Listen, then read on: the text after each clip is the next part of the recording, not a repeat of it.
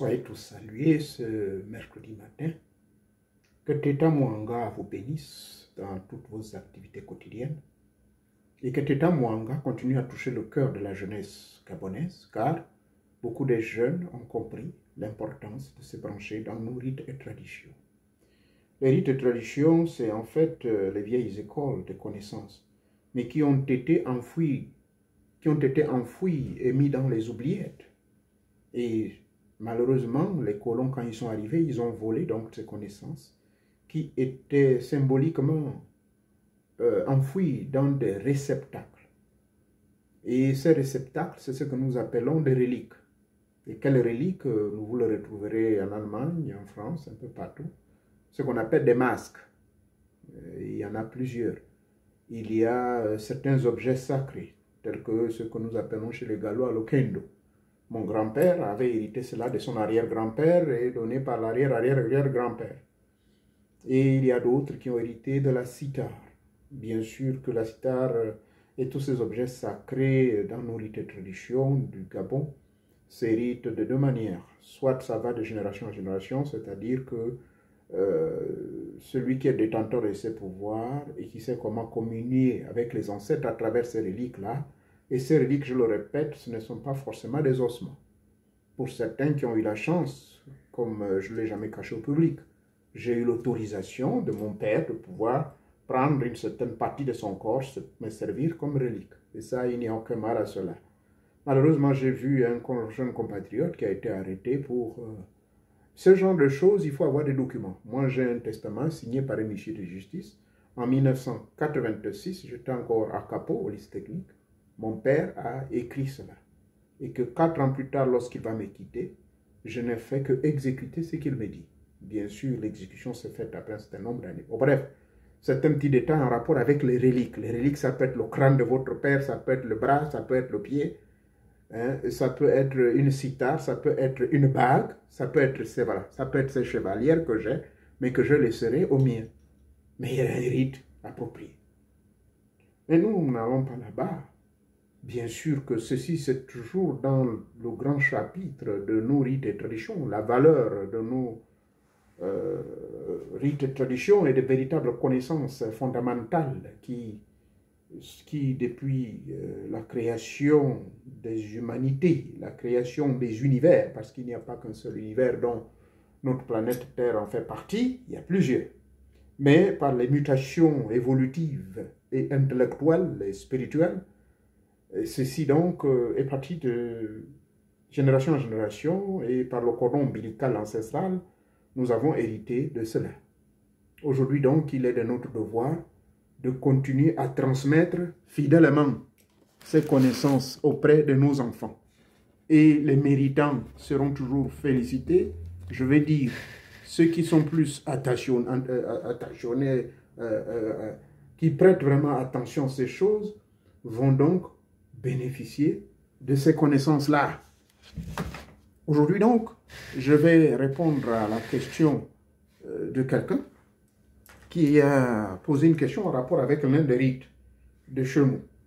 Et je vous informe qu'il s'agit d'une jobi. C'est une question très importante car beaucoup de personnes s'aventurent là-dedans, mais ne comprennent pas. Et je ne peux pas parler d'une jobi car je ne suis pas initié d'une jobi. Donc, la question que nous allons examiner aujourd'hui, pourquoi dans le Njobi on interdit de biloquer?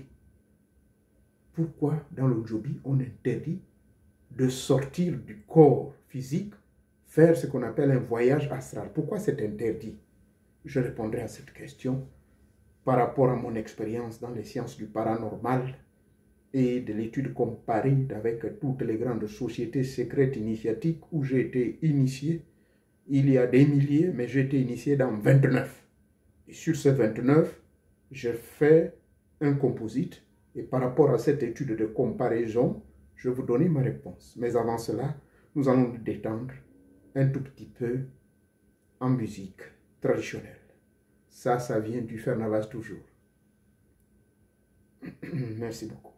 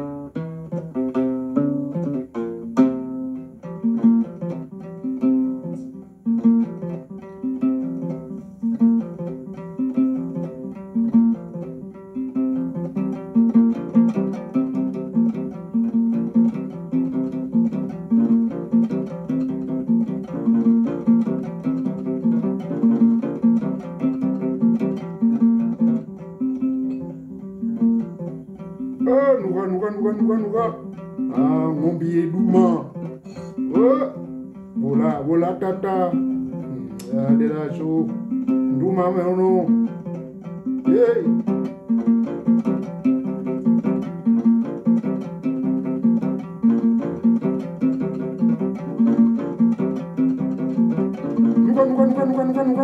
Nuga. Oh. Hey.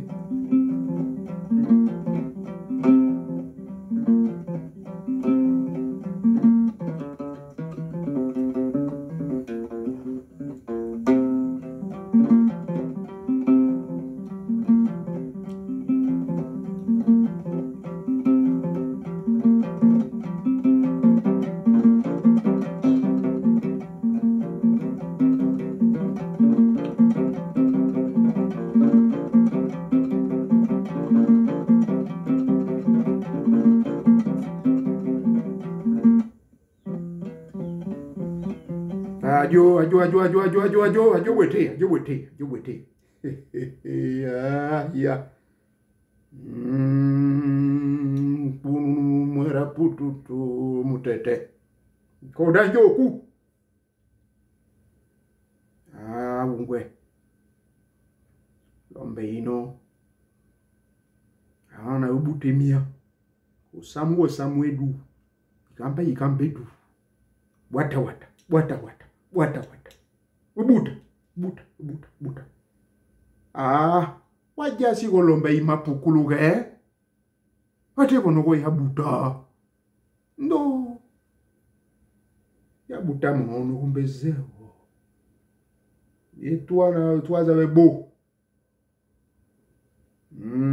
Anine lombe zane none ntinande za ile kokwe ni nyemba kumbezele zwe kulombe yazo kokocho. Kumbezele yazo kulombe yazo ibuiti ni nje nimende ni njobi zile milombe njobi epila kono kere monga na yiwazo uno kere ko. Aungwe wazo inateke. Nteke wawi Congo Brazani Gabon. Bambo ni kamba wono du oneme wa miwere bono boba na nini mani samu do ebulu miebo koreti ido soyez tous salués.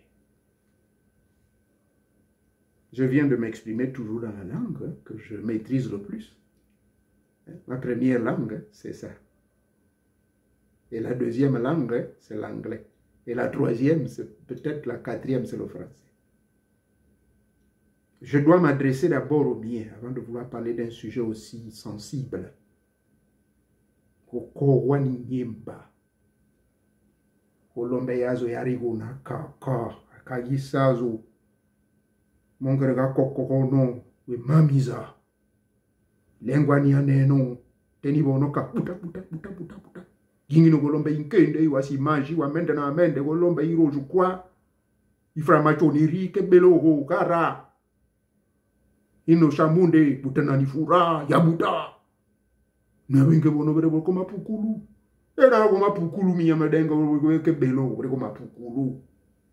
Ça c'est des choses que je peux pas traduire, mon Dieu. C'est sous inspiration de mes ancêtres que je dis ces choses. C'est sensibiliser toute la jeunesse. Parce que c'est un jeune homme, justement, de 23 ans qui vient me poser cette question. Il est du Congo-Brazzaville. Donc, depuis le Congo-Brazzaville, il a observé les experts de la pratique Njobi. Et je suis suivi par des frères là-bas. Je connais personnellement une grande famille au niveau de Pointe-Noire. Mais je ne veux pas citer leur nom parce qu'il y a eu quelques problèmes internes et qui ont même entraîné certains chefs du pays, là, du Congo-Brazza, d'aller à leur poursuite, je ne sais pas. Il s'agit de la famille du roi Makoko, que je respecte beaucoup. Et donc, j'ai bénéficié de beaucoup d'enseignements. Et je vous informe que leur confrérie existe bel et bien. La confrérie du roi Makoko.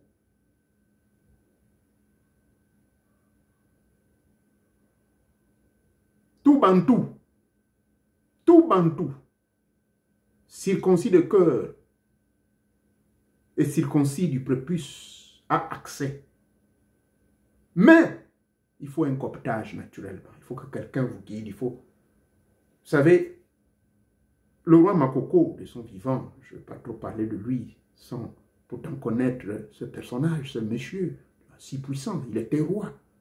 À l'époque, on ne mettait pas roi n'importe qui. Bien, sa confrérie, il y a des frères qui maîtrisent bien cette affaire-là. Bien que le roi Makoko avait ses propres pratiques à lui. Mais n'oubliez pas que c'était un téké, sauf si je me trompe. Donc la pratique du Njobi était bel et bien l'une des armes redoutables utilisées par ce peuple d'antan. Et jusqu'à ce jour, je respecte mes frères congolais. Et il y a des tékés qu'on trouve également au Gabon qui pratiquent le Njobi. Le Njobi, il n'est pas trop pratiqué du côté de nous autres. Rarement vous trouverez un Ngomien qui rentre dans le Njobi. Le Njobi, c'est surtout dans le Goué Lolo, le Goué Ivindo, et également dans le Goué Ivindo. J'en sais quelque chose. Parce que là-bas, nous avons une pratique. Nous l'appelons dans nos pratiques de Mungala Besso.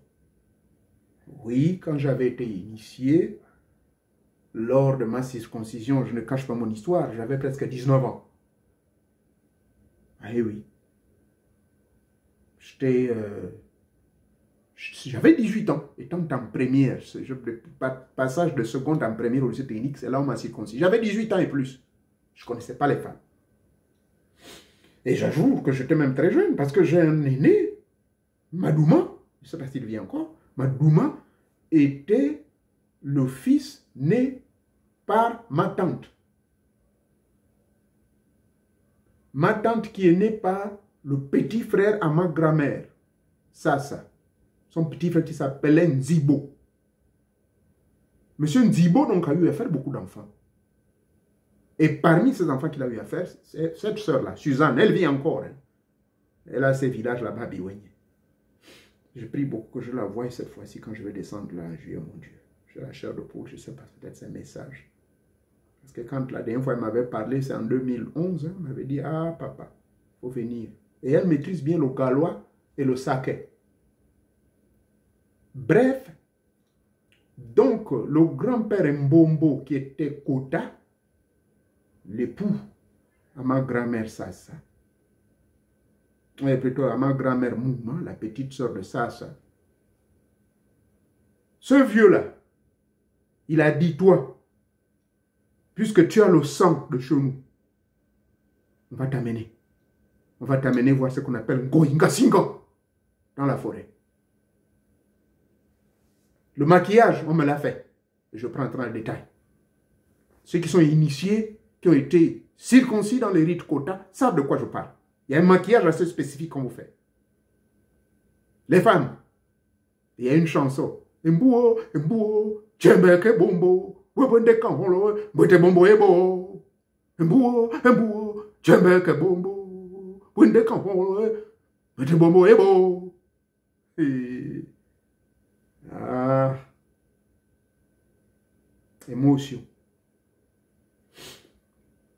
C'est ça les chansons qui accompagnaient quand on faisait les pas. Quand on m'amènera dans la grande forêt. La pauvre, elle ne vit plus seule. Parce que quand on fait ces rites-là, il y a une femme qu'on choisit déjà pour vous. C'est sur elle que ce sang doit couler. Bref, pardonnez-moi. Je suis peine trop débordé. Pardonnez-moi, mes frères du Ngoï. Et de Munga, là, le Munga, la version Kota.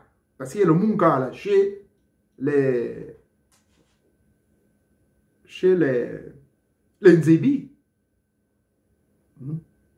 Vous verrez que les Nzebi, les Badouman, les Sake, les Ndamboma, les Bakaniki, tous ont des rites communs. Tous. Donc, vous irez à Lastrouville, vous retrouverez qu'il y a des Sake qui sont là-bas. Je sais de quoi je parle.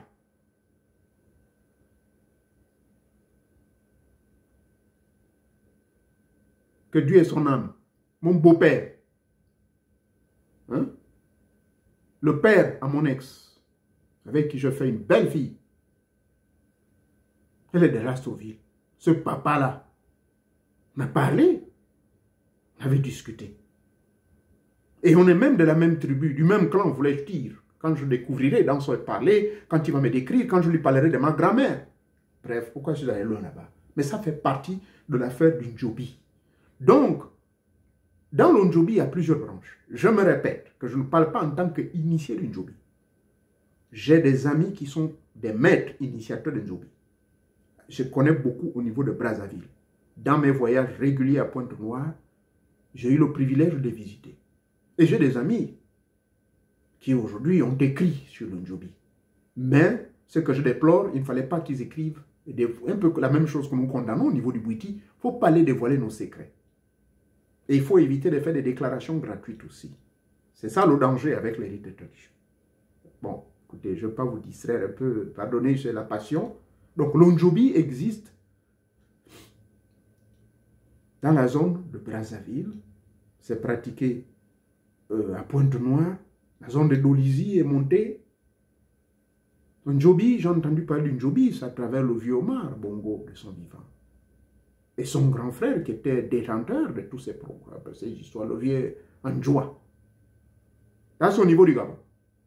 Le vieux Andjoa, on s'est fréquenté 2 ou 3 fois seulement, mais dans la discrétion. Si je ne vous en parle pas, personne ne saurait. Vous allez vous demander, mais comment je l'ai vu? Mais l'un de ses frères a fait des enfants avec un gomien. Peut-être que vous ne le savez pas. Et ce monsieur ne vit plus. Bref, je ferme cette parenthèse. Donc l'Ondjobi, je répète que je ne connais pas grand-chose. Mais je fais seulement des parallèles et des rapprochements par rapport aux observations que j'ai faites auprès du peuple Kota qui ont épousé ma grand-mère Saké. Quand on m'a circoncis et j'ai discuté avec les initiés d'Undjobi qui m'ont dit, mais ça, c'est ceci, ça, c'est cela, mais il faudrait que tu rentres dans la grande école. Je m'arrête ici. Oh! Pourquoi on interdit de sortir en vampire dans l'Undjobi? Ce jeune a observé et il m'a dit que mes enseignements sont suivis là-bas et il a été découragé par l'un comment dirais-je, des adeptes d'Undjobi qui lui a dit, ah, toi tu suis le mec là, c'est un sorcier, parce que les choses qu'il dit là c'est dangereux. Nous dans le Ndjobi on ne sort pas vampire. Je tiens à rappeler tout le monde que quelle que soit la pratique à laquelle vous êtes engagé, il s'agit du réveil de votre divin. Mais le divin, il n'est pas physique. Ce divin, c'est vous en réalité. Vous laissez exprimer votre être-té, votre divinité dans ce corps physique.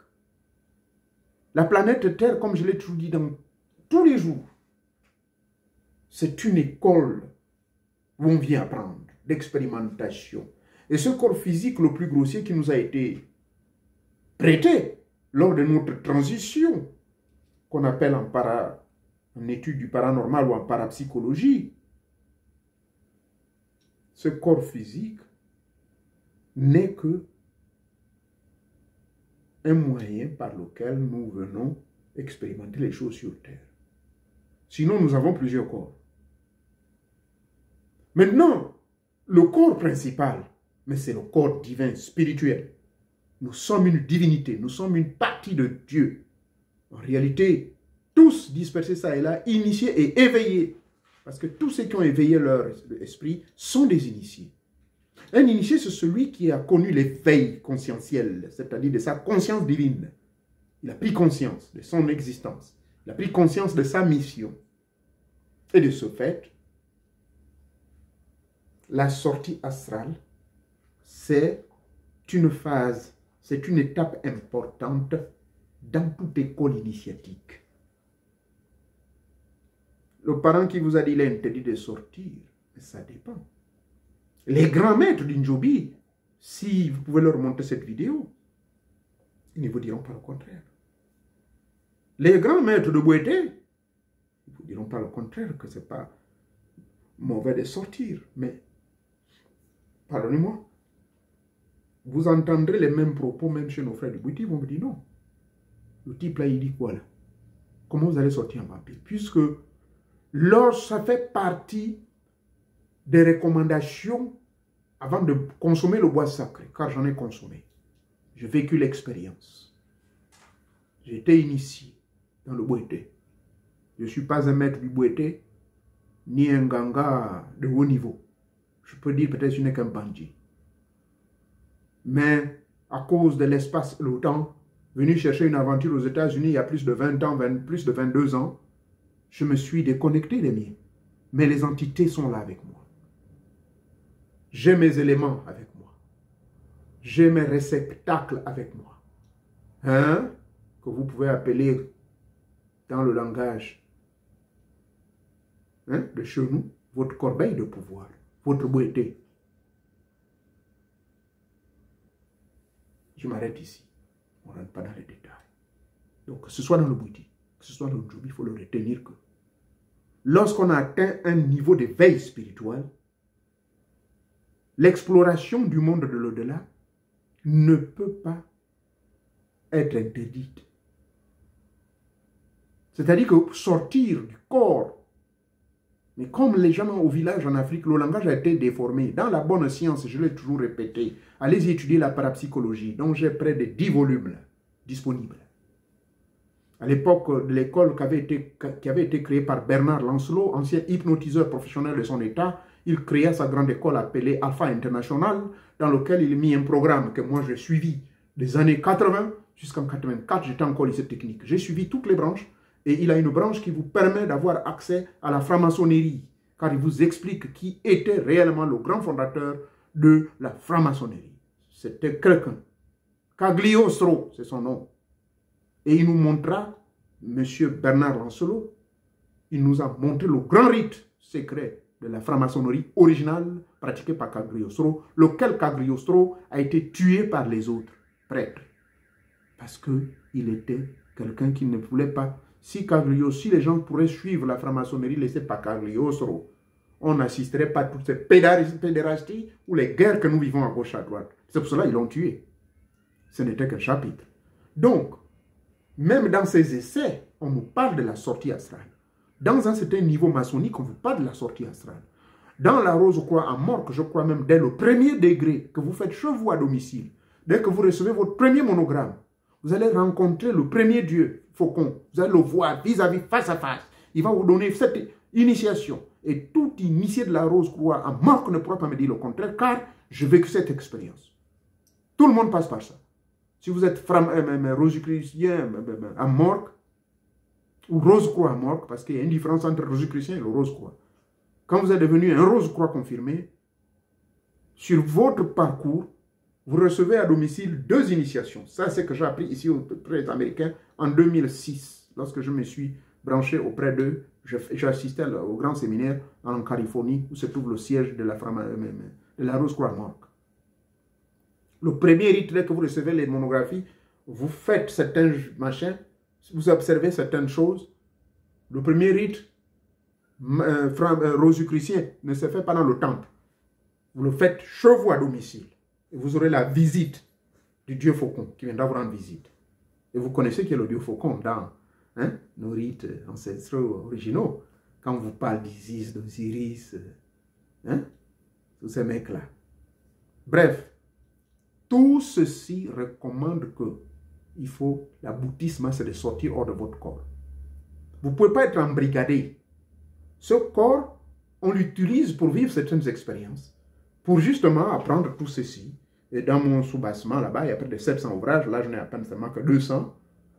C'est cela. C'est vivre des expériences. Parce que vous êtes une divinité. Vous êtes immortel. Et au fur et à mesure, vous évoluez d'incarnation en incarnation jusqu'à ce que vous atteindrez cet état d'immortel où vous n'allez plus vous réincarner. Mais pour arriver à ce stade, il vous faut vivre les expériences de bilocation, de sortie astrale. Si l'Onjobi l'interdit, maintenant, est-ce que l'Onjobi original interdisait? Je répète que les frères d'Onjobi, il ne faut pas venir m'attaquer ici. Là. Je ne connais rien de votre Onjobi là. Mais ce qui est sûr, dans vos arcanes secrètes, l'Onjobi légué par nos ancêtres, par les vieux, en dehors bien sûr des autres pratiques nuisibles, machin, l'Onjobi me rappelle un peu la macumba brésilienne. Pour ceux qui ne le savent pas, la macumba brésilienne, en fait, c'est la macumba, c'était la magie originale des pouvoirs importés du Congo. Pour ceux qui ne le savent pas. Entre le 15e et 16e siècle, il y a eu beaucoup d'esclaves qui sont partis du Congo, se sont trouvés du côté du Brésil, et c'est là-bas où ils ont amené leur pratique, et une pratique fut finalement rappelée dans un songe fort. L'un des esclaves se rappela, mais il va appeler ce rite de Macumba. Discutez avec un vrai Congo de la RDC, il vous dira si ce que je dis est vrai ou faux. Ils ont leur rite à eux là-bas, en RDC, qui est proche de ce qu'on appelle la macumba brésilienne. J'ai fait mes recherches, études de comparaison. Je me suis initié dans la macumba brésilienne dans les années 2004-2005, étant ici. J'ai fait mon voyage au Brésil en 2009, avant de me rendre en Israël, pour vivre et faire certaines expériences mystico-spirituelles par rapport à certaines connaissances que j'avais dans les livres, mais dont je ne pouvais pas avoir les moyens à l'époque. Mais étant aux États-Unis, ayant les moyens, je me suis dit, je vais voyager. Et dans cette étude de comparaison, donc, j'ai discuté avec un ami qui vit dans la zone de Kivu, mais il vit entre Kivu et Kinshasa. Il a échappé plusieurs fois à la mort. Ce monsieur est très avancé dans un rite assez spécifique. Et ce rite, il m'avait dit de ne pas en parler au public. Et il m'a dit que les pratiques qui se font dans ce rite-là, 80% sont pareils comme la macumba brésilienne. et c'est même de lui que je vais apprendre ça, il m'a donné certains documents qui vont me montrer que les esclaves qui vont partir de là pour se retrouver là-bas, au Brésil, ce rite de la Macumba vient du Congo. Mais dans ce rite de la Macumba, la sortie astrale, en dehors de toute la ritualité qui s'est faite, avec une épée, avec un couteau, avec 2 bougies, un miroir, et votre goutte de sang, bref, je m'arrête ici, je ne vais pas rentrer dans le détail, et que vous allez donc faire le rite d'expérimentation du cas du double sur votre lit, habillé d'une certaine manière, observer de certaines assises, ben, vous allez vivre l'expérience. Après 90 jours, vous allez vivre l'expérience de regarder votre cas, de vivre votre dualité, c'est-à-dire faire l'expérience de la séparation corps-objet. Or, dans certains rites, tels que le Njobi ou le Bwiti, on vous dira la même chose. Moi, je m'en souviens, dans l'une des recommandations du Bwiti, on me dira non, n'ose pas sortir un vampire, il ne faut pas lorgner ce qui se passe ici. C'est dans ce sens-là que les initiés du Njobi et du Bwiti vous parlent. Mais sinon, vous ne pouvez pas stopper cela. Tout initié, quelle que soit l'école, même chez les Amérindiens ici, quand je suis rentré dans les eaux profondes de l'Ohio, dans la vallée de l'Ohio, pendant 2 heures, j'étais dans les eaux, conscient, en train de voir des génies. Je suis allé dans l'espace de l'OTAN. J'ai rencontré des êtres que j'ai fait tout le rapport auprès de cette vieille maman-là qui m'a lancé là-dedans. Oh. Mais ce que j'ai vécu là, c'était quoi? Vous pensez qu'un homme normal en chair et en os peut rester dans les eaux pendant 2 heures de temps et vivre dans un autre monde? Non, c'était mon corps divin. Donc, ce corps divin a fait un voyage conscient dans l'espace et le temps. Ceux qui sont très sensibles et qui ont connu d'autres périodes, qu'on appelle ça des étapes initiatiques incarnatoires, peuvent aller jusqu'à 5000 ans de l'histoire. Et quand des gens vont vous dire, ils ont vu l'Égypte, ils ont vu Moussa Abou, là, celui que vous appelez Moïse, Moshi, vous allez dire, le type, il est devenu fou, j'ai vu Akhenaton, tout ça. Non. Ils le font sans le concours de l'Iboga, ils le font sans le concours, je ne sais pas moi, d'une pratique Njobi. Donc, l'étape finale, c'est qu'il faut retenir, jeune homme, quand on vous a posé cette question, il faut comprendre que certains conservateurs, ce sont des conservateurs. Moi, je suis conservateur dans les valeurs du Bwete de Sumba ou du Bwete Ndia. Hein? Ah oui. Je ne peux que défendre cela parce que j'ai vu ce que ça m'a fait dans ma vie et j'ai vu comment mon grand-père a vécu. J'ai vu comment des frères, jusqu'à ce jour que je connais très bien, comment leur vie succède sans forcément sacrifier quelqu'un. Dans le Bwete, il y a 3 étapes. Dans le Njobi aussi, il y a 3 étapes. Les danses et rites et tout, ce qu'on appelle les danses que les gens font dans le Njobi, les pas de danse et tout. Mais c'est toute une symbolique qui accompagne à d'autres états de conscience. J'ai promis à mes frères Njobi que je prendrai en détail. D'accord? Je m'arrête juste à la surface. Dans le Bwiti, c'est pareil. Donc, je conclue sur ce pour dire que la plupart des milieux, on ne vous autorise pas de le faire. Parce que vous risquerez de croiser des forces que vous ne pouvez pas maîtriser.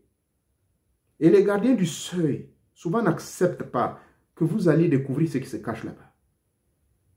Voilà pourquoi il est interdit dans certains milieux tels que le Njobi de ne pas vamper. Vous allez sortir en vampire pour aller chercher quoi? Dans le Bwete, quand vous allez sortir comme ça, est-ce que vous savez ce qui se cache devant la grande poutre centrale?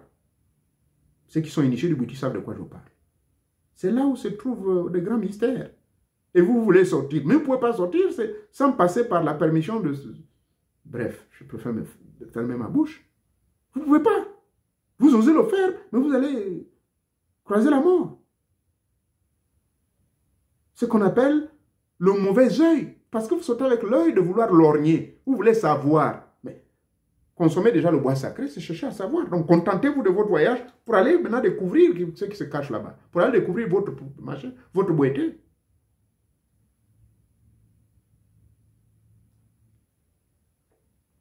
Le yoga que je pratique depuis 1978, je vous ai dit que j'ai vécu les expériences astrales à partir de 1982. Jusqu'à ce jour, ce sont eux qui m'ont appris comment sortir volontairement de mon corps. La sortie astrale ne peut être interdite, car sinon vous n'êtes pas un initié. Un véritable sorcier doit savoir biloquer, doit forcément biloquer. Parce que c'est dans le monde astral qu'il va retrouver tout. Il est là assis, sous l'effet du bois, ou je ne sais sous l'effet de quoi. Le Mongongo l'entraîne. Mais il est sorti. Vous êtes là, machin. Il est sorti déjà. Voilà un véritable maître. Moi, quand je suis au bureau, là, je suis assis, enfermé dans mon bureau, je mets l'insigne, please, do not disturb. J'en dis, oh, il est encore dans ses folies. Je suis là, paf, je suis sorti étant dans mon bureau. Inconsciemment, je suis quelque part. Je suis en train de parler déjà avec les êtres. Je suis en train de parler avec les êtres de ce pays-là. Je découvre le grand paranormal et le film. Moi, je vois ça dans le film, mais moi, j'ai vécu la véritable vision. Comment décapiter, parce qu'il y a l'un des grands chefs de là où je suis allé me faire initier, qui s'est révélé à moi. Et je découvre donc que les premiers habitants de l'Amérique, d'ici, des Amériques, c'était des Noirs. J'ai dit ça aux vieux Indiens, là, ils me disent, mais c'est la vérité, ce sont nos frères. Je vous ai fait une démonstration, un enseignement ici où j'ai parlé des différentes tribus des Indiens ici, là, non, des Amérindiens. Il y a des tribus même qui ont des noms apparentés aux tribus africaines. Et je vous ai même dit que beaucoup d'entre eux sont noirs, comme moi, j'ai rencontré. Bref, oui, vous ne pouvez pas vous permettre, quand on fait rentrer dans une école, tenter l'expérience de sortir. Parce que même c'est là où j'aime la Rose-Croix-Morgue. Dans la Rose-Croix-Morgue, c'est à un niveau où on vous autorise de faire ces expériences. Parce que vous avez la garantie que vous avez déjà vu le dieu faucon, vous avez déjà vu les autres dieux, vous avez déjà vécu les épreuves de la vie, vous avez déjà fait les sons d'éveil, d'appel, des connexions avec les maîtres invisibles, vous avez fait tout cela. Vous approchez maintenant vers, vous êtes dans le temple de Hiérophante, pour devenir maître Hiérophantes. Un c'est quand vous aurez maîtrisé la vie. Parce que c'est ça le but de la morgue. C'est la maîtrise de la vie. Mais qu'est-ce que c'est la maîtrise de la vie? Voilà la grande philosophie. C'est une grande école de philosophie. Des grands mystères initiatiques. Mais l'initiation, c'est cela, l'ensemble des connaissances ésotériques, des connaissances philosophiques, philosophales, théologiques, mystico-spirituelles. C'est cela, la vraie initiation. C'est aller à la connaissance sans retour, sans fin. Tout doit être lu, tout doit être étudié. J'ai dépensé des millions pour m'acheter des encyclopédies, des sciences occultes, des grimoires. Et il faut aussi avoir l'audace. Il faut bâtir la peur. Parce que la peur, c'est quoi? Mais ça empêche l'autre de se réveiller. Conclusion, mon fils. Oui, ils ont raison. Dans n'importe quelle société secrète, vous êtes encore tout jeune, vous n'êtes qu'au premier degré, vous ne pouvez pas vous permettre de sortir n'importe comment. Parce que votre esprit est encore fragile. Vous êtes un bébé. Auquel cas l'apôtre Paul ne se serait pas trompé. L'apôtre de ce chrétien là dans la Bible, il a dit quoi? À un moment donné, vous prenez du lait, mais à un certain âge, non. Vous prenez des aliments solides. Maintenant, quand les grands maîtres qui sont là se rendent compte que non, tu as compris, le combo me dit quoi? Mais ce combo est trop fort. C'est quoi cette affaire-là? Toi, tu es un vieux papa dans un petit corps. On a vu des cas comme ça. Ah oui, le gars, il est prêt. C'est-à-dire qu'il consomme de la nourriture solide. Il vous consomme de vrai Libora, le Libora en poudre là, hein, comme machin. Il vous prend le vrai Libora depuis la racine là. Il tire, allez, il consomme ça. Il lave rapidement avec le machin. Il consomme, il n'a même pas besoin de gratter direct. Parce que ça vient direct du ventre de maman qui nous a amené le boité. Le ventre de maman, je vous avais donné un enseignement que la femme dédiée, c'est la mère nature. Je suis allé trop loin, pardonnez-moi. Vous ne pouvez jamais être un véritable initié si vous ne biloquez pas et sortez de votre corps. Car la bilocation, c'est la dernière étape dans toute initiation qui prouve que vous avez maîtrisé ce corps matériel et physique. Parce que si vous êtes toujours dans les émotions, vous êtes toujours dans le désordre, vous êtes toujours dans des bésodromes, en train de violer les lois n'importe comment, vous n'allez jamais vivre cette expérience de sortie de votre corps. Vous le ferez peut-être inconsciemment, à travers la fenêtre du plan onirique, ce qu'on appelle les rêves. Les rêves prémonitoires. Les rêves prémonitoires. Oh, my French is getting heavy, man. Prémonitoires vont vous montrer, c'est la fenêtre pour aller là-bas, dans le véritable monde où nous venons. Donc, c'est cela. Les initiations ont 3 étapes, hein, il faut comprendre ça. Il y a l'étape de vous préparer, l'étape où vous devez vous purifier, prendre conscience, en observant les ascèses, les lois naturelles.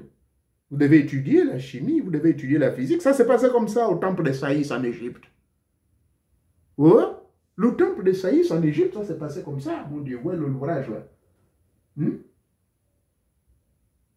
Ça s'est passé comme ça, au temple de Saïs, je vous dis la vérité.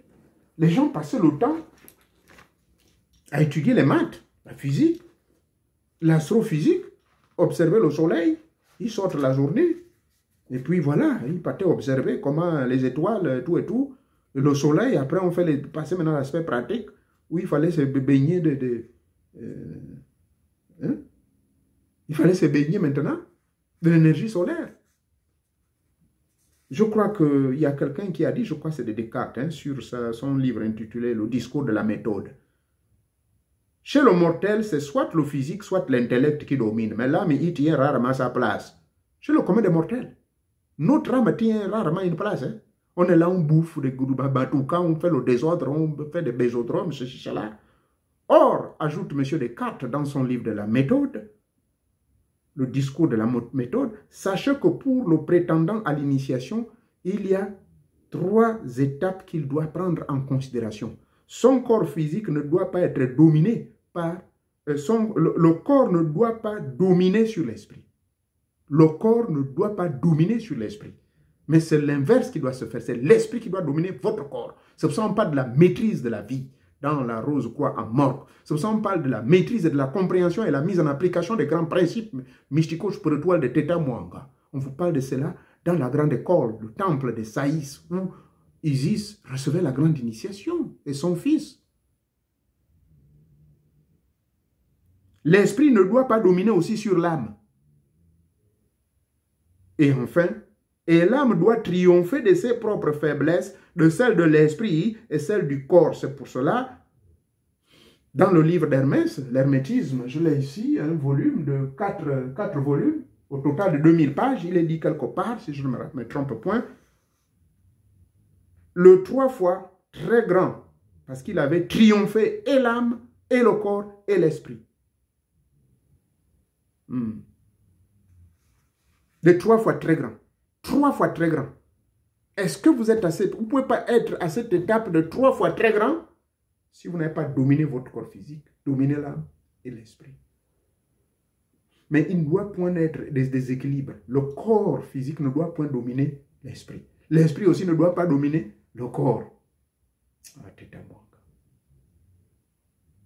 Tout est équilibre. Mais une méthodologie logique, dans la logique irrationnelle, qui va amener l'initié, qui va amener le petit Dieu que vous êtes afin d'arriver à la grande divinité. Car vous êtes microcosme dans le macrocosme afin de réaliser le tout. Et c'est ainsi que mon nombre le plus favori, c'est le nombre 10. Je vous l'ai toujours dit, non? 10 s'écrit comment? 10 s'écrit comme si. 1 à l'intérieur, 1 à l'intérieur, et voilà, dans le sens des aiguilles d'une montre. Voilà le nombre 10. Allez-y suivre toutes mes vidéos, j'explique tout ce phénomène-là. Le nombre 10, vous tracez d'abord le 1 qui symbolise qui? Vous-même. Voilà, c'est ça. Voilà le nombre 10. C'est comme ça on l'écrit. Vous voulez compliquer la vie. Mais vous ne pouvez pas arriver à cela. Ou encore, si vous voulez, je vais vous amener dans un autre nombre. Bon, là encore, c'est quoi? C'est ça. Vous connaissez ce nombre, non? Le nombre 8. Ce qui est en bas est comme ce qui est en haut. Mais pour comprendre ça, il faut aller à l'école. Mais pour que vous, pour devenir former le nombre 8 en vous, le 8 se constitue à partir du moment où vous commencez à faire l'envol. C'est-à-dire que votre corps physique, pour revenir à ce que Hermès avait dit, et ce que Descartes a rappelé dans son discours de la méthode, que l'esprit ne doit pas être au-dessus du corps physique. Le corps physique ne doit pas être. Il y a une interdépendance, mais le lien du corps, du physique et du corps astral, du corps divin, ce lien, c'est l'esprit, c'est le 3e corps. On s'arrête ici. J'espère que vous avez compris. Ça, c'est ma version des faits, par rapport à mes expériences, par rapport aux choses que je pratique tous les jours depuis 1974, et je continue toujours à lire et à écouter et à voyager dans l'espace et le temps. J'apprends beaucoup plus lorsque je sors astralement. Laissez-moi le mot sortir en vampire. Ça effraie les jeunes. Vous entendez les gens dans les bandes dire, oh non, le type de nous, il va les machins. Monsieur Mouret là, non, il est fou. Comment Mouret Moutette, qu'est-ce qui lui arrive lui aussi? N'ayez crainte, je ne veux pas dévoiler les secrets de choses. Ça, jamais, je ne le ferai jamais. J'ai prêté le serment. Hein? J'ai prêté le serment dans 29 temples mystico-spirituels, temples de sorcellerie, temples de ceci, maçonnique, Rose-Croix, partout. Quand on prête serment, on garde ça pour soi. Et on laisse tout derrière et on avance. Et quand on avance, c'est pour faire quoi? On rentre au troisième P, non? Le premier P, c'est la préparation, la purification. Je sais que ce n'est pas facile car nous avons les attachements et les distractions qu'on appelle, ce que moi j'appelle dans mon jargon, les terrestrités humaines qui nous bloquent. Alors on fait quoi? On avance. Et quand on avance, c'est cela qu'on appelle l'évolution. L'évolution de l'âme conscientielle pour être conscient dans le plan subconscientiel et conscientiel pour créer l'équilibre. Et finalement, le nombre 8 fait son travail. Votre esprit, pas de séparabilité avec votre corps physique. Le corps physique, pas de séparabilité. Et que quand cette union est réalisée, le tout, vous intégrez le tout en tant qu'unité. Mais cette unité s'est créée à partir de votre 8. Il y a cette unité qui s'est créée. D'où la théorie de Descartes, la théorie d'Hermès, que vous pouvez lire chez vous, commander. Alors, maintenant, quand cette unité est établie, mais c'est là, vous arrivez à mon fameux nombre 10. Ce qui est, vous intégrez, vous êtes ce singleton qui intègre le tout. 0 ne veut pas dire rien, hein, je vous informe. Hein. Allez-y me revoir l'étude sur la géométrie concernant le cercle. Donnez toutes les définitions du cercle. À partir de la valeur pi, c'est-à-dire 3,14, comment on fait les mesures du rayon à la surface, la circonférence. On commence par où? N'est-ce pas, on part toujours de la gauche vers la droite. Votre montre que vous avez à la main, ça tourne comment? De la gauche vers la droite. Mais on va où? La forme de la planète Terre, ça va de la gauche. Le soleil se lève ou à gauche, finit à droite. Bon, bref, ça, je vais là-bas. Donc, vous ne pouvez pas, quelle que soit l'école où vous êtes, vous ne pouvez pas vous empêcher de sortir. Mais sauf que vous devez faire une sortie conscientielle, une sortie consciente, sous la surveillance de ces gens-là. Mais lorsque vous suivez mes enseignements, quand vous suivez les initiations douces, certes, je vous fais du coaching au cours des séminaires, maintenant vous serez capable de sortir vous-même. On n'a pas besoin, il n'y a pas quelqu'un qui va te contrôler. Attention, toi tu es parti. Non, non, non, non, non, non. Oh, comment? Tu vois quoi là? Oh, je vois un océan. Arrête-toi là. Non, il n'y aura pas quelqu'un qui va t'empêcher. Il n'y aura pas quelqu'un. Et là encore, ce qui est un peu plus grave, c'est que si vous êtes maintenant avancé dans nos initiations qu'on reçoit à gauche, à droite, vous partez dans les rites du village là-bas, le mec qui va vous contrôler, vous créez ce qu'on appelle un brouillard. Et ça, j'ai appris ça chez les Indiens, comment créer le brouillard à un initiateur qui va être trop curieux de ce que vous voulez faire. Vous créez le brouillard, c'est-à-dire vous devenez invisible à son œil. Mais mon petit, tu es où là? Moi, je ne te vois plus. Hein. Oui, vous ne parlez pas. Mais il regarde, vous respirez. Mais tu dis, le petit là m'a dribblé ou quoi? Voilà, c'est cela l'avantage de sortir volontairement par un entraînement intense. Et ces méthodes existent bel et bien. Il y a des lectures, il y a des livres qui sont disponibles. Il y a des jeunes. Hein, j'ai des enfants là maintenant qui prennent la relève. Hein. J'admire beaucoup un jeune là qu'on appelle le chocolat des petites ou quoi là. Je l'aime bien. Hein. Mon Dieu. Mais je peux même me reposer. Je suis confiant que là, quelqu'un m'a remplacé. Mon Dieu, mais c'est pas possible. C'est qu'il dit la messe. Hein? Parlant de ces religieux-là.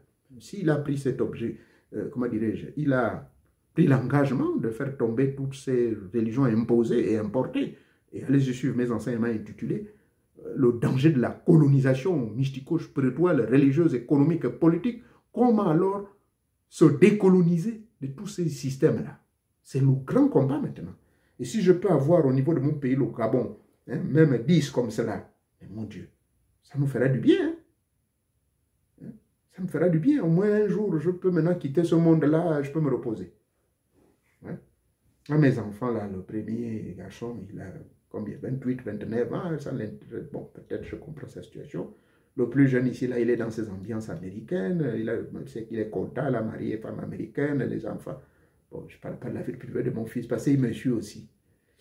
Lui, bon, c'est pas ça vraiment. Maintenant, si je vois des gens qui me suivent et qui ne me suivent pas, il y a un réveil. Hein? Parce que ça va de bouche à oreille. Même s'il y a seulement 200 personnes qui me suivent ici, Il suffirait que je vienne parler du sexe ou des produits pour allonger ou bien pour grossir. Oh là là, ou bien je ne sais pas, les produits pour devenir invisible, aller voler une banque. Mais vous allez voir, j'aurai 5 000 ou 50 000 ou 5 millions. Vous en souvenez la vidéo que j'avais sortie comme comment tuer, piéger un sorcier. Pourtant, c'est des vrais vérités. Mais allez savoir, on est presque à presque 1 million de vues sur cette chaîne-là. Mais pourquoi? Parce que les gens veulent du sensationnel. À une question pareille, les gens ne s'intéressent même pas. Là, je viens de vous dire la vérité, c'est ça là. Il n'y a pas dans le fondement original de nos rites et traditions, on n'interdit pas. Mais c'est réservé à une classe simplement. Et puis vous devez donner des raisons pour lesquelles vous voulez sortir. Voilà. Les vieux, ils vous contrôlent, ils veulent savoir. Parce qu'ils ont leurs secrets là-bas. Ça, c'est aussi le côté négatif. Bon, mais comment le petit là, lui, il sort tout le temps, vampire, il va venir découvrir nos secrets de village. Oh, il faut qu'on le calboigne. Voilà. Ils ne pensent qu'à ça. Or, la véritable grande science du XXIe siècle, l'ère du Verseau, c'est l'ère de la véritable connaissance, de l'éveil de la conscience. Il faut détruire tout ce qui n'a rien à voir avec la vérité fondamentale. Or, cette véritable vérité fondamentale se trouve en vous. Et dès lors que vous allez vivre ces expériences incubatoires à l'intérieur de vous et à l'extérieur, c'est-à-dire hors de votre corps physique, vous voyagez tranquillement et découvrir les autres réalités, voir les grands maîtres invisibles. Mais mon Dieu, vous allez vous rendre compte comment vous enroulez.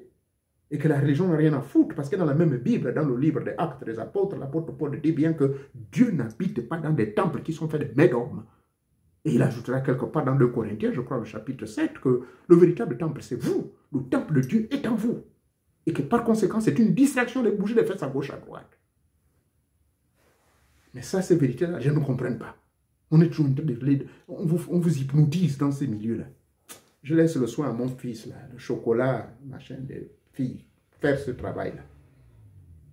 Alors, j'en ai terminé. Merci beaucoup de m'avoir suivi et que je crois avoir répondu à votre question. Que la bilocation, c'est la clé des murs de toute école initiatique. Car si vous ne biloquez pas, vous n'êtes rien. Si vous ne biloquez pas, c'est que vous n'êtes pas une divinité. Parce qu'au commencement, nous étions esprit et nous sommes esprit. Nous étions esprit et nous sommes esprit et nous serons toujours esprit. Mais que nous vivons des expériences dans chaque état de conscience, dans chaque corps qui nous est attribué. Là, je suis sur la planète Terre, on m'a donné ce corps. Je l'utilise pour apprendre ici. Quand je serai sur Vénus 4, j'aurai un autre corps. Quand je serai sur Jupiter, j'aurai un autre corps.